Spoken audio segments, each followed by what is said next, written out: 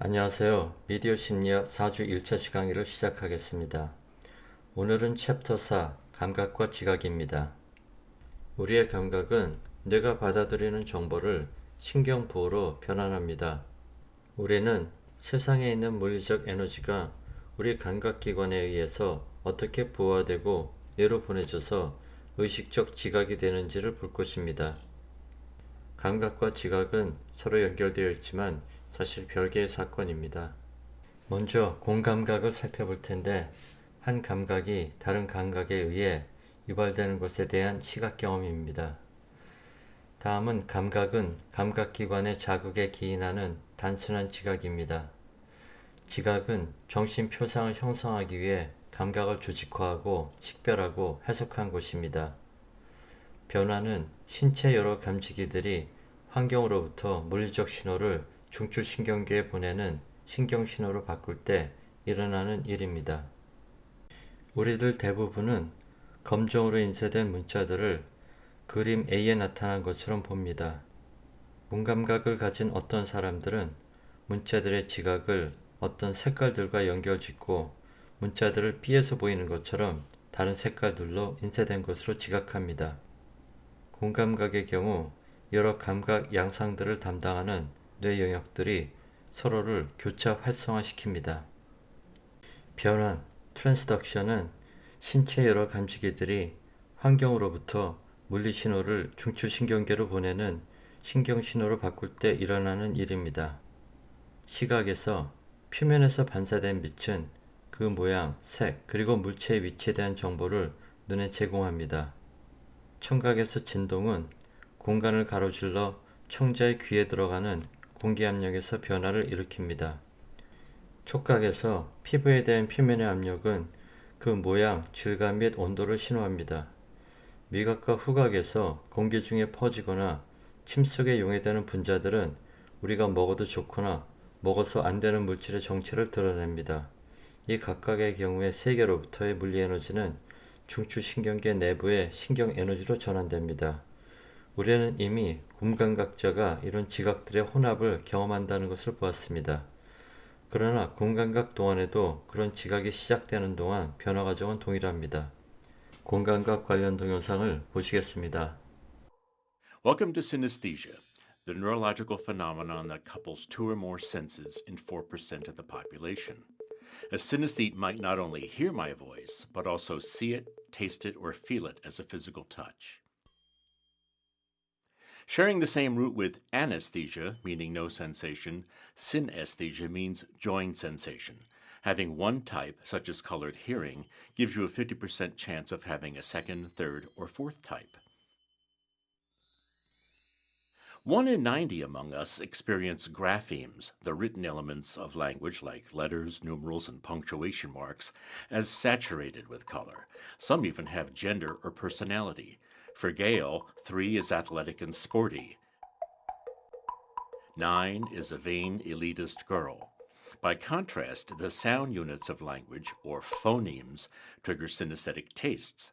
For James, college tastes like sausage, as does message and similar words with the "ige" ending. Synesthesia is a trait, like having blue eyes, rather than a disorder, because there's nothing wrong. In fact, all the extra hooks endow synesthetes with superior memories. For example, a girl runs into someone she met long ago. Let's see, she had a green name. Deezer Green, Deborah, Darby, Dorothy, Denise. Yes, her name is Denise. Once established in childhood, pairings remain fixed for life. Synesthetes inherit a biological propensity for hyperconnecting brain neurons, but then must be exposed to cultural artifacts such as calendars, food names, and alphabets. The amazing thing is that a single nucleotide change in the sequence of one's DNA alters perception. In this way, synesthesia provides a path to understanding subjective differences, how two people can see the same thing differently. Take Sean, who prefers blue-tasting foods such as milk, oranges, and spinach. The gene heightens normally occurring connections between the taste area in his frontal lobe and the color area further back. But suppose in someone else that the gene acted in non-sensory areas. You'd then have the ability to link seemingly unrelated things. which is the definition of metaphor, seeing the similar in the dissimilar. Not surprisingly, synesthesia is more common in artists who excel at making metaphors, like novelist Vladimir Nabokov, painter David Hockney, and composers Billy Joel and Lady Gaga. But why do the rest of us non-synesthetes understand metaphors like sharp cheese or sweet person? It so happens that sight, sound, and movement already map to one another so closely that even bad ventriloquists convince us that the dummy is talking. Movies likewise convince us that the sound is coming from the actors' mouths rather than surrounding speakers. So, inwardly, we're all synesthetes, outwardly unaware of the perceptual couplings happening all the time. Crosstalk in the brain is the rule, not the exception. And that sounds like a sweet deal to me. 다음은 정신물리학과 역, threshold의 측정입니다. 경치나 소리에 대한 우리의 기본적 지각이 다른 사람들 것과 근본적으로 다릅니다. 공감각자가 흥미로운 한 가지 이유는 그들의 지각 경험이 우리들 대부분과 매우 다르기 때문입니다. 우리는 일상적 자기보고에만 의존해서는 그런 차이점들을 이해할 수 없습니다. 과학적 탐구는 어떤 유형이든 객관적 측정을 필요로 합니다. 구스타프 페흐너는 정신물리학이라 불리는 감각과 지각을 측정하는 방법을 만들었습니다. 정신물리학은 자극 강도와 그 자극에 대한 관찰자의 민감도를 측정하는 방법입니다. 정신물리학자는 탐지할 수 있는 최소의 자극, 식역을 측정합니다. 절대역은 어떤 자극을 겨우 탐지하는 데 필요한 최소한의 자극 강도입니다. 일반적으로 탐지할 때와 탐지하지 못하는 경우가 50%일 때로 정의합니다. 최소 가지 차이는 Just Noticeable Difference라고 해서 JND라고 하는데 자극에서 겨우 탐지될 수 있는 최소한의 변화입니다. 베버의 법칙은 한 자극의 최소 가지 차이는 그 강도의 변화와 무관하게 일정한 비율이라는 것입니다. 소리의 절대역 그래프입니다.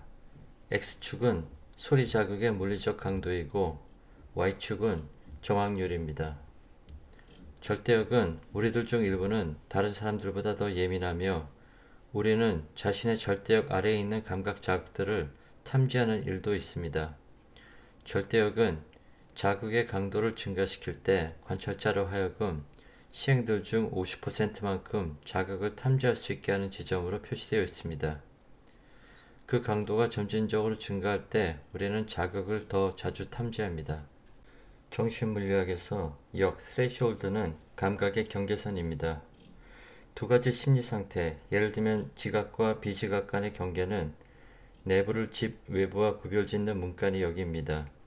감각의 절대역을 찾는 데 문제의 두 상태는 어떤 자극을 감지하는 것과 감지하지 못하는 것입니다. 다섯 가지 감각들 각각에 대한 대략적인 감각의 역은 다음과 같습니다. 시각은 완전히 맑고 어두운 밤에 30마일 떨어진 곳에 있는 촛불을 감지할 수 있습니다. 청각은 아주 조용할 때 20피트 떨어진 곳에서 나는 시계 소리를 들을 수 있습니다.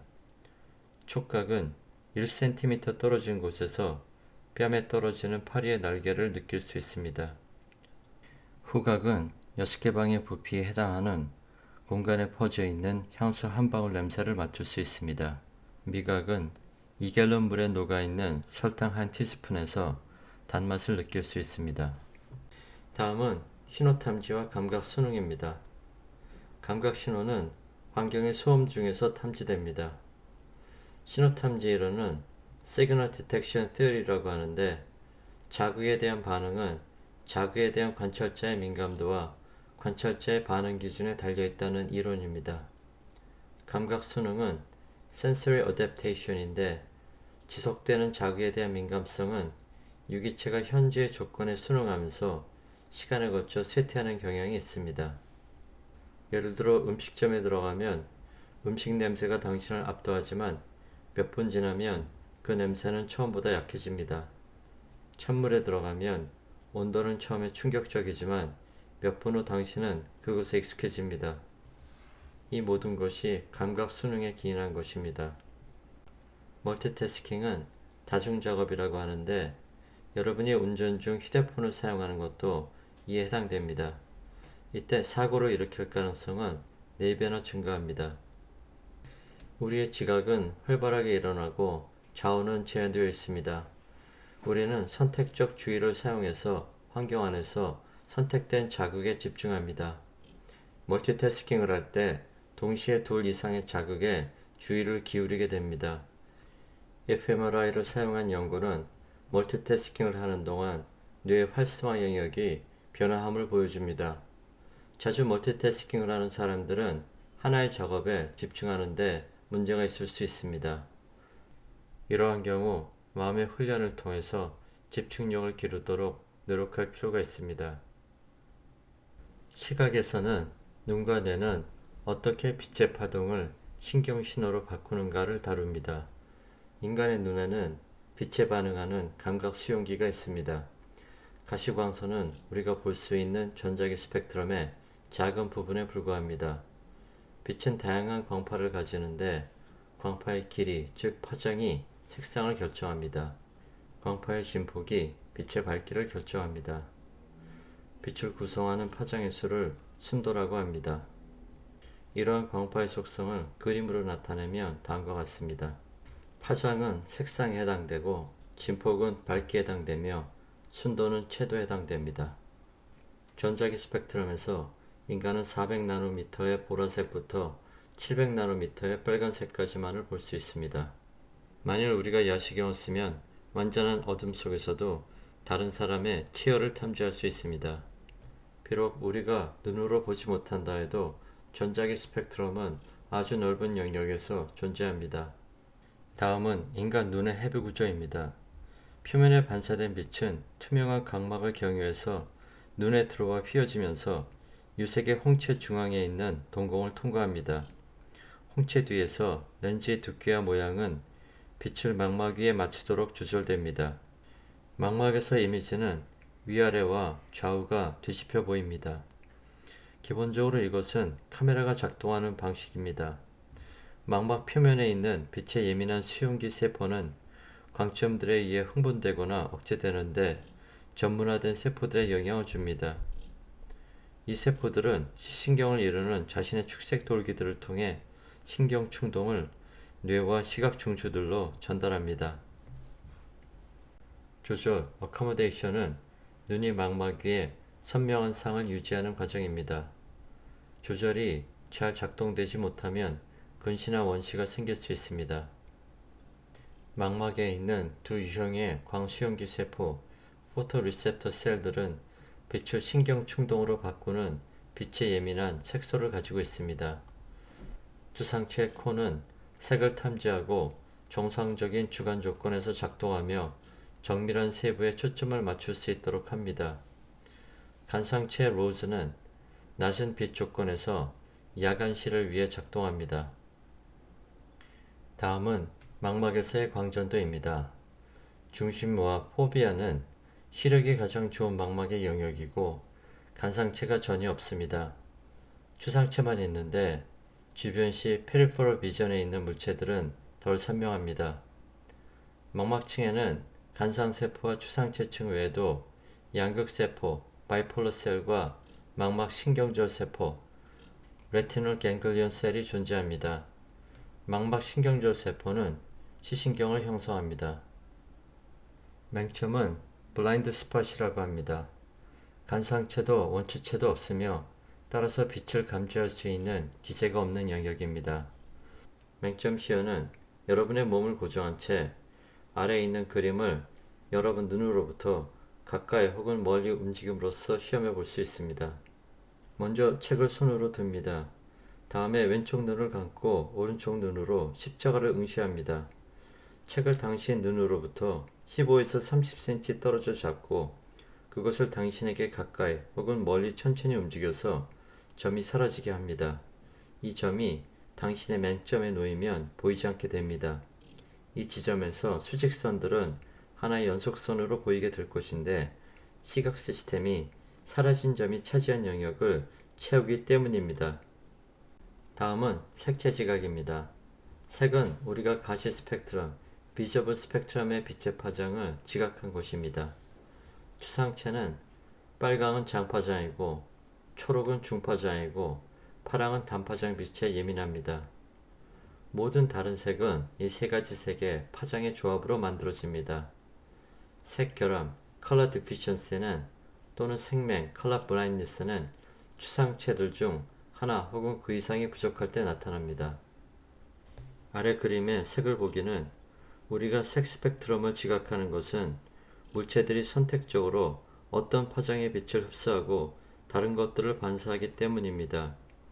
애디티브 컬러 믹싱은 가산적 색 혼합인데 반사된 파장들을 증가시키는 것에 의해 즉 추상체에 있는 빨강, 파랑 또는 초록의 색소들을 자극하기 위해 빛을 더함으로써 작동합니다.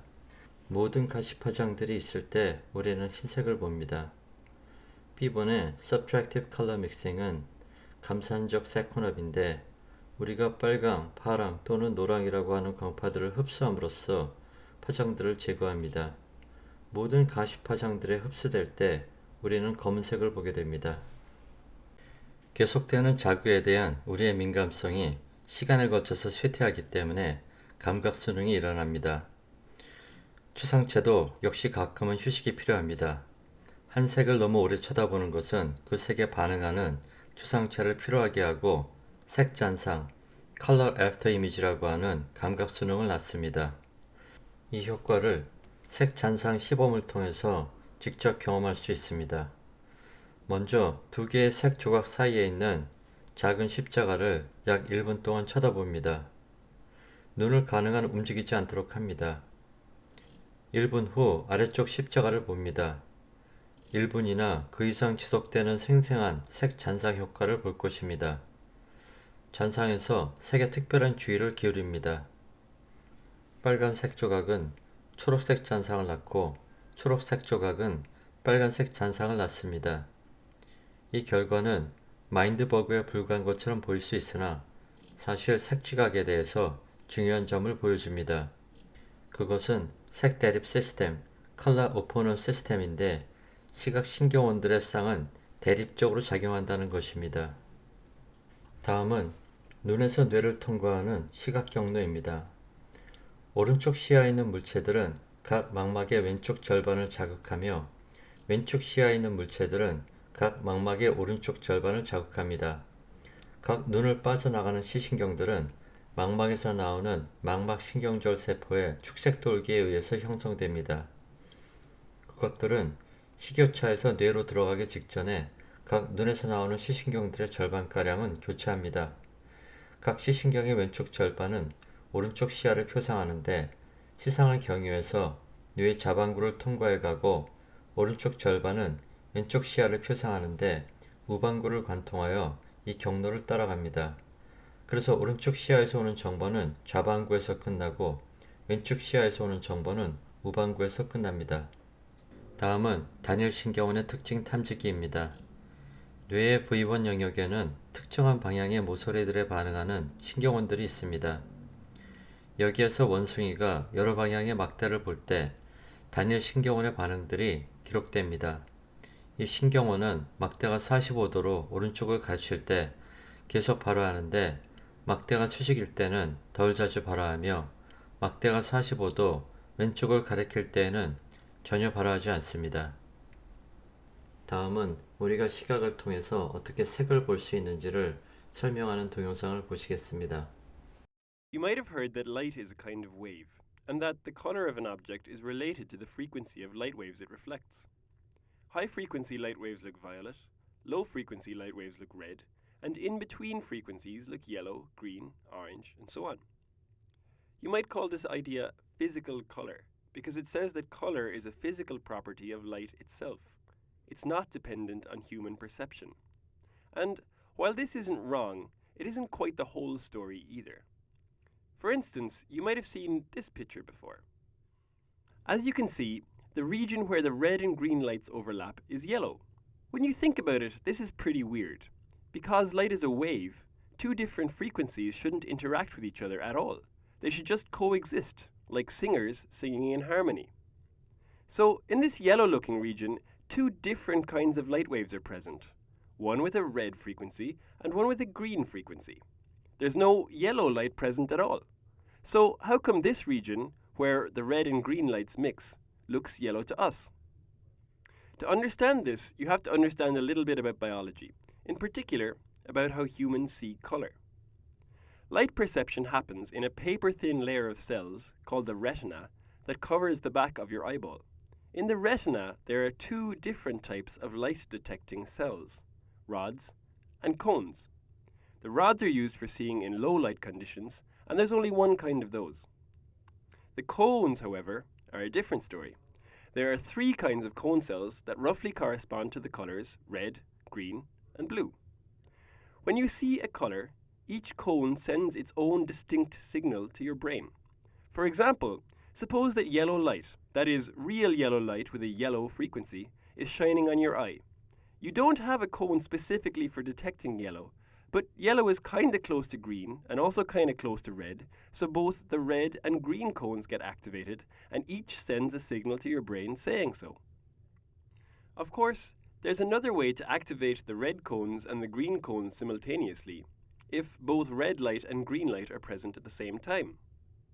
The point is, your brain receives the same signal regardless of whether you see light that has the yellow frequency or light that is a mixture of the green and red frequencies. That's why, for light, red plus green equals yellow. And how come you can't detect colours when it's dark? Well, the rod cells in your retina take over in low light conditions. You only have one kind of rod cell, and so there's only one type of signal that can get sent to your brain, light or no light. Having only one kind of light detector doesn't leave any room for seeing colour. There are infinitely many different physical colours, but because we only have three kinds of cones, the brain can be tricked into thinking it's seeing any colour by carefully adding together the right combination of just three colours, red, green, and blue. This property of human vision is really useful in the real world. For example, TV manufacturing. Instead of having to put infinitely many colours in your TV set to simulate the real world, TV manufacturers only have to put three, red, green, and blue. Which is lucky for them, really. 다음은 어펜딕스입니다. 색 잔사, Color After Image에 대한 동영상을 보시겠습니다. 여기까지 시청하신 것으로 이번 차트의 수업이 인정됩니다. Okay, so we're going to create the color after image in your brain. What you need to do at this point is to stare at the dot in the center of the photo and keep staring at the dot. Don't move your eyes, keep staring at the dot. The photo is strangely colored, that's all to do with the demo. So just keep staring at the dot. And in about 20 seconds time or so, the photo is going to be replaced by a black and white version. But you're going to probably see some color in that photo. So keep staring at the dot. That's good. Don't move. Keep staring. There we go. If you move your eyes quickly off to the side and then back to the dot, you should see the black and white photo, and then the colour should reappear when you get back to the black dot. Probably starting to fade now. You're all probably familiar with the idea that a TV screen makes colours using red, green and blue pixels at each point. Each colour we see is a particular mixture of these colours. Our eyes aren't TV screens, of course, but they do contain three types of colour-sensitive receptors known as cones. One sensitive to red wavelengths of light, one green and one blue. So the way the brain sees different colours is by looking at the relative activity across three types of cones. So when you stared at the strangely coloured building, you were in fact tiring out or fatiguing the three types of cones in different ways across the photo. The area of grass was painted mauve, for instance, and this fatigued the red and blue cones that have a view of the grass more than the green cones. When we now replace the strange photo with a black and white photo, we are in fact seeing colour created by different levels of fatigue in each of the cones. The brain only knows about different colours by looking at relative activity across the three types of cone. Remember I said if you moved your eyes when looking at the black and white photo, the colour after image disappears? Well, this is interesting because this tells us that the structure of the scene you use to see the after image must be similar to the structure of the scene you use to tire the cones out with. Any old building won't do, and the same building placed in different positions on the retina won't do either. This may explain why we don't see colour after images all the time. because our eyes are continually moving around.